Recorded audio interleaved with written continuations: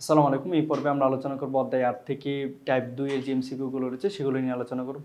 অর্থাৎ এখানে শিল্প রিলেটেড যতগুলো প্রশ্ন রয়েছে সেগুলো এখানে দেওয়া আছে, ইম্পর্টেন্ট প্রশ্নগুলো এখানে উত্থাপন করা আছে। তো এখানে আমরা জানি হচ্ছে এই অধ্যায়ে মূলত কি করা হয়েছে, কৃষি, শিল্প এবং সেবা নিয়ে আলোচনা করা হয়েছে। তো আমরা সেইটার উপর ভিত্তি করে পাঠভিত্তিক এমসিকিউ না দিয়ে এখানে কৃষি, শিল্প এবং সেবা এই তিনটা থেকে হচ্ছে মূলত আপনাদের প্রশ্ন দেওয়ার চেষ্টা করছি যেগুলো গুরুত্বপূর্ণ রয়েছে। তো এখানে আমরা যদি সমাধান করি, বলা হচ্ছে শিল্প থেকে প্রথমে বলা হচ্ছে বাংলাদেশের জিডিপিতে গত ৩ দশকে কোন খাতের অবদান ক্রমান্বয়ে বৃদ্ধি পাচ্ছে। যদি বলে কোন খাতের অবদান ক্রমান্বয়ে হ্রাস পাচ্ছে তাহলে সেটার উত্তর হবে কৃষি।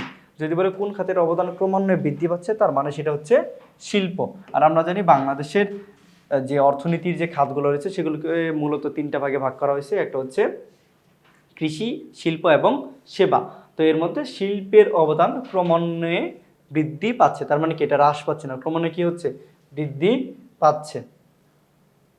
দেখেন পরবর্তী প্রশ্নে বলা হচ্ছে তোমার এলাকায় একটি পোশাক তৈরির কারখানা আছে, এটিকে তুমি কোন শিল্পের আওতাভুক্ত করবে।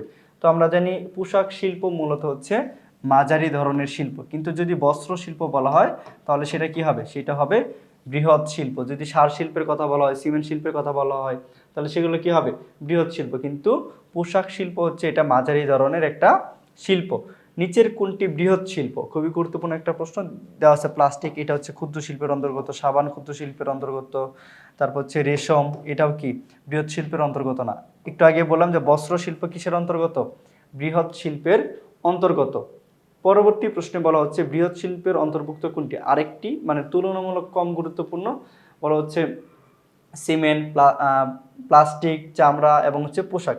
তো আমরা জানি কি, একটু আগে বললাম যে হচ্ছে সিমেন্ট শিল্প কি বৃহৎ শিল্পের অন্তর্গত, বাকিগুলো কি না, এই সবগুলা হচ্ছে মাঝারি শিল্পের অন্তর্গত। তারপর হচ্ছে ইপিজেড এর পূর্ণরূপ কি, ইপিজেড এর পূর্ণরূপ কি, এক্সপোর্ট প্রমোশন জোন, এক্সপোর্ট হচ্ছে প্রডিউসিং জোন ইত্যাদিতে অপশন দেওয়া আছে। তো আমরা জানি এটা বাংলাটা হচ্ছে রপ্তানি প্রক্রিয়াজাতকরণ অঞ্চল, রপ্তানি প্রক্রিয়াজাতকরণ অঞ্চল। তো এখানে দেখেন এক্সপোর্ট প্রসেসিং জোন, এই যে এই 4 নাম্বার অপশনটাতে কি দেওয়া আছে, এই বাংলা যেটা আমরা জানি এটার সমর্থক এখানে দেওয়া আছে, রপ্তানি প্রক্রিয়াজাতকরণ অঞ্চল এখানে দেওয়া আছে। তার মানে সঠিক উত্তর হচ্ছে কি, গ নাম্বারটি হচ্ছে সঠিক উত্তর। তো এই মুহূর্তে 20 নম্বর প্রশ্নটি হচ্ছে সাবান তৈরি কারখানা কোন শিল্পের আওতাভুক্ত, বৃহৎ, ক্ষুদ্র, মাঝারি এবং হচ্ছে কুটির শিল্প। তো আমরা জানি সাবান কারখানা যেটা বা সাবান তৈরি কারখানা হচ্ছে ক্ষুদ্র শিল্পের অন্তর্গত। এটাও কিন্তু খুবই গুরুত্বপূর্ণ, কারণ আমরা ওই সাবান তৈরির কারখানা অনেক সময় চিন্তা করি হয়তো বা এর বৃহৎ না হলেও কি হবে, অন্ততপক্ষে মাঝারিটা হবে, কিন্তু আমরা জানি এই দুইটাই ভুল হবে, শুধুমাত্র সঠিক উত্তর হবে ক্ষুদ্র শিল্প। পরবর্তীতে বলা হচ্ছে রিদওয়ান নিজের বাড়িতে তাঁতের মাধ্যমে কাপড় তৈরি করে, বাজারে বিক্রি করেন, রিদওয়ান কোন শিল্পের অন্তর্গত। আপনারা একটা জিনিস মাথায় রাখবেন, যেটা হচ্ছে নিজের বাড়িতে তৈরি করে বা নিজের ফ্যামিলির যে সদস্যরা থাকে তাদেরকে নিয়ে যদি কোনো কিছু তৈরি করে বা উৎপাদন করে তাহলে সেটা শুধুমাত্র কি হবে, কুটির শিল্পের অন্তর্গত হবে। ঠিক আছে, তার মানে 21 নম্বর প্রশ্নের সঠিক উত্তর হচ্ছে ঘ নাম্বার।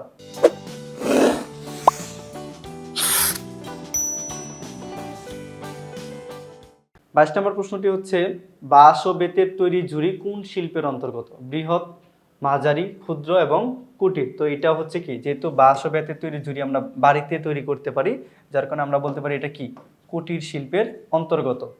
তারপরে বলা হচ্ছে 2020-21 অর্থ বছরে বাংলাদেশের শিল্প খাতের অবদান কত ছিল, 22.40, 23.26, 29.31 এবং হচ্ছে 36.01। তো আমরা জানি ওই বছরের শিল্প খাতের অবদান ছিল 36.01। বাংলাদেশের শিল্পায়নের গতিকে বেগবান করতে সরকার কোন শিল্পনীতি ঘোষণা করেছেন, শিল্পনীতি 2008, শিল্পনীতি 2009, 2016, 2012। এটা হচ্ছে মুখস্থ করা জিনিস, মুখস্থ করবেন। শিল্পনীতি 2016 যেই শিল্পনীতিটা ছিল এটা হচ্ছে বাংলাদেশের শিল্পায়নের গতিকে বেগবান করার জন্য এই শিল্পনীতিটি প্রণয়ন করা হয়। তারপর বলা হচ্ছে শিল্প খাতের উপখাত কয়টি। তো আমরা জানি হচ্ছে এইটারও কৃষির সাথে এটা রিলেটেড বা একই ধরনের উপখাত। তো তার মানে হচ্ছে এখানেও কি হবে, সঠিক উত্তর হবে 4টি, গ নাম্বার হচ্ছে সঠিক উত্তর। খনিজ ও খনন অর্থনীতির কোন খাতের অন্তর্ভুক্ত। তো এটা আমরা জানি কি, খনিজ ও খনন হচ্ছে কিসের সাথে রিলেটেড, এটা হচ্ছে শিল্পের সাথে রিলেটেড, আপনার হচ্ছে কৃষির সাথে রিলেটেড না, তারপর হচ্ছে সেবার সাথে রিলেটেড না, শুধুমাত্র শিল্পের সাথে এটা হচ্ছে রিলেটেড। আমাদের যে 4টি উপখাত রয়েছে শিল্পের, তার মধ্যে একটা হচ্ছে খনিজ খনন, এছাড়াও নির্মাণ বা আরও অন্যান্য উপখাত রয়েছে। পদ্মা সেতু নির্মাণ সরকারের কোন খাতের অন্তর্ভুক্ত? তো এটা মূলত হচ্ছে নির্মাণ, কোনো কিছু নির্মাণ করা মানে হচ্ছে সেটা কি হবে, শিল্প খাতের অন্তর্ভুক্ত হবে। পরবর্তী প্রশ্নে বলা হচ্ছে কোনটি মাঝারি শিল্প? বস্ত্র, চামড়া, চিনি, সার। এটাও বৃহৎ শিল্প, অর্থাৎ ক নাম্বার বস্ত্র শিল্প বৃহৎ শিল্প, চিনি বৃহৎ শিল্প, সার বৃহৎ শিল্প। চামড়াটা হচ্ছে কি, চামড়াটা হচ্ছে আমার মাঝারি ধরনের শিল্প, তার মানে এটা হবে না, এটা হবে না, এটাও হবে না, সঠিক উত্তর হবে গ, চামড়া। পরবর্তী প্রশ্নে বলা হচ্ছে তৈরি পোশাক শিল্প কোন ধরনের? একটু আগে বলছি, আবারও বলতেছি যে তৈরি পোশাকটা অবশ্যই মনে রাখবেন, যেহেতু বাংলাদেশ হচ্ছে প্রচুর পরিমাণে পোশাক রপ্তানি করে, আর এটা হচ্ছে মাঝারি ধরনের শিল্পের অন্তর্গত। তার মানে কি হবে, ক্ষুদ্রায়ন বা কুটির বা বৃহৎ কোনোটাই হবে না, সঠিক উত্তর হবে কি, মাঝারি ধরনের শিল্প। পরবর্তী প্রশ্নে বলা হচ্ছে ক্ষুদ্রায়তন শিল্প কোনটি? এটা আমরা একটু আগেও সলভ করেছি, প্রায় একই রিলেটেড হচ্ছে।